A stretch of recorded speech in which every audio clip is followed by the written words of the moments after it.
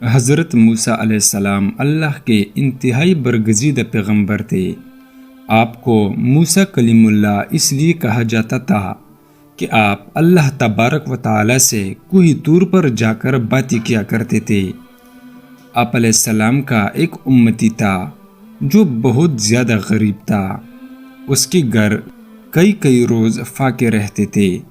ایک مرتبہ اس کی ملاقات حضرت موسیٰ علیہ السلام سے ہوئی۔ وہ کہنے لگا، اے موسیٰ، آپ کلیم اللہ ہے، جب اس بار آپ کوئی طور پر اللہ سے ملاقات کو جائیں گے تو آپ میری طرف سے اللہ تعالیٰ کو عرض کریں کہ میری آنے والی زندگی کا سارا رزق مجھے ایک ہی بار میں عطا کر دے تاکہ میں اچھی طرح زندگی گزار سکوں۔ حضرت موسیٰ علیہ السلام نے اس کی فریاد اللہ کی خدمت میں پیش کر دی۔ اللہ تعالیٰ نے اس کی فریاد قبول فرما دی اور اس کو چند بھیڑ بکریاں، گندم اور کچھ مزید چیزیں عطا کر دی۔ اس کے بعد حضرت موسیٰ علیہ السلام اپنے روزانہ کے کاموں میں لگ گئے۔ پھر کچھ عرصہ گزرنے کے بعد حضرت موسیٰ علیہ السلام کو وہ بندہ یاد آ گیا۔ آپ علیہ السلام نے سوچا کہ پتہ تو کروں کہ اس کا کیا بنا۔ جب اس کے گھر پہنچے تو آپ علیہ السلام نے دیکھا کہ اس نے عالی شان مکان بنایا ہوا تھا۔ اس کے گھر میں مہمانوں کا رش لگا ہوا تھا، دسترخوان بچھی ہوئی تھے، انواع و اقسام کے کھانے رکھی ہوئی تھے۔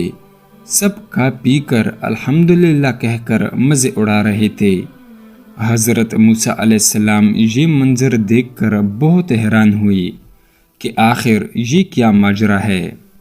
کچھ دنوں کے بعد کوئی طور پر اللہ تعالیٰ سے ملاقات کی تو اللہ پاک سے فرمایا، اے پروردگار عالم، آپ نے اس بندے کو جو رزق دیا تھا وہ تو بہت کم تھا، لیکن آج اس بندے کے پاس کئی زیادہ نعمتیں ہیں۔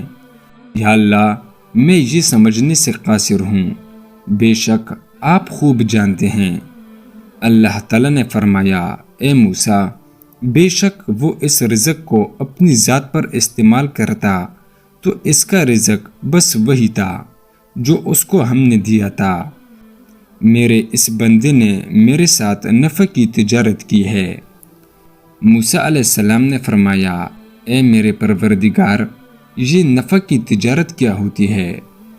رب العالمین فرماتے ہیں، میرے بندے نے مہمانوں کو کھانا کھلانا شروع کیا، میرے راستے میں خرچ کرنے کو اپنا فرض جانا، غریبوں مسکینوں کے لیے دسترخوان بچھا دیے، اور میرا یہ دستور ہے جو میری راہ میں 1 روپیہ خرچ کرتا ہے میں اس کو 10 گنا زیادہ دیتا ہوں، کیونکہ مجھ سے تجارت میں اس کو نفع زیادہ ہو گیا، اس لیے اس کے پاس مال و دولت بے تحاشا ہو گیا۔